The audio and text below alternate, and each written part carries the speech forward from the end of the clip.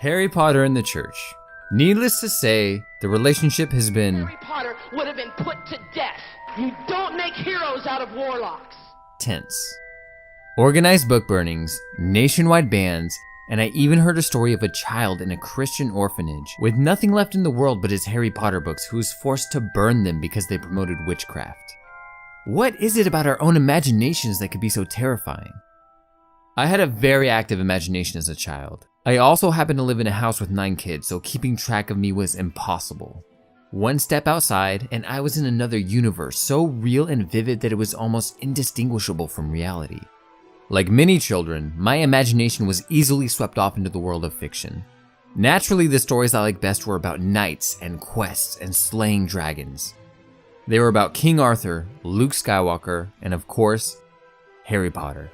As soon as the new Harry Potter book was available in the library, it was a mad rush to be the first one to check it out. Unfortunately, I was told these books were satanic witchcraft and I was never allowed to read them.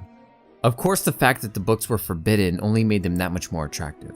I read them anyway, hiding them all around the house and getting caught all the time. Mr. Smith? Oh yeah, just masturbating! The books clearly accomplished something amazing.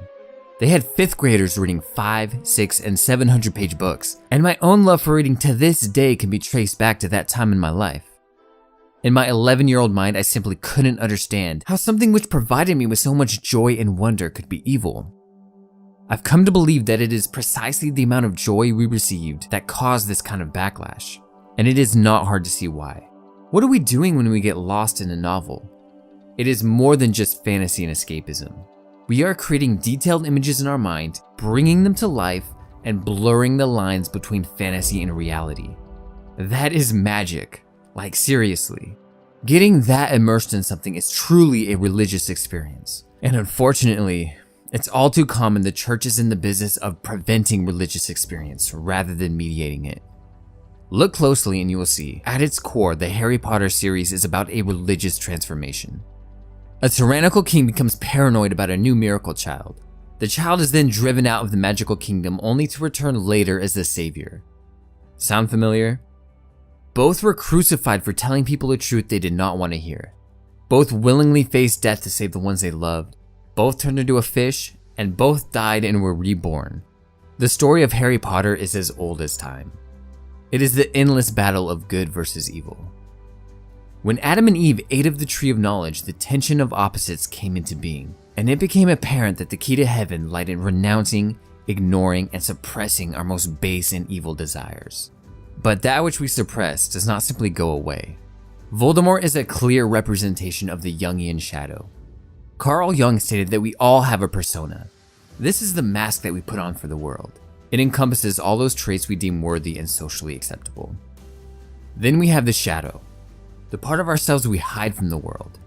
The basement of our psyche which stores every repressed memory and every skeleton of our past.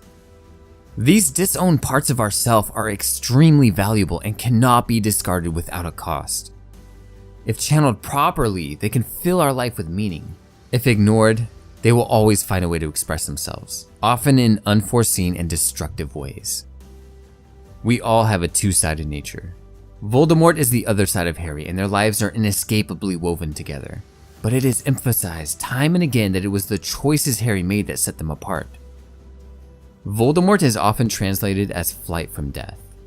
That is what everyone does. They refuse to speak his name, refuse to acknowledge their own two-sided nature, refuse to see the darkness that exists within themselves.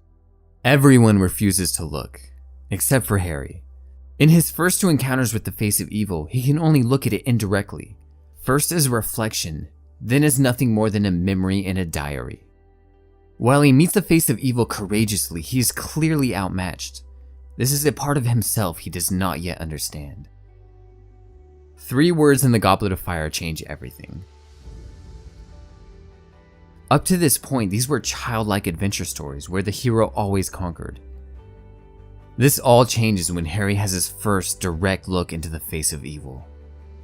He sees death, an experience which changes him completely. He now sees the world in a way his friends cannot, something which causes him to question himself and his sanity. But confrontation with the shadow is actually what guides Harry's life. He sets his aim to become an Auror and to join the Order of the Phoenix. It provides his life with purpose and meaning. The strongest parts of himself, his capacity for love and friendship, are discovered in his most vulnerable moments. Voldemort is the shadow Harry destroys in the final book.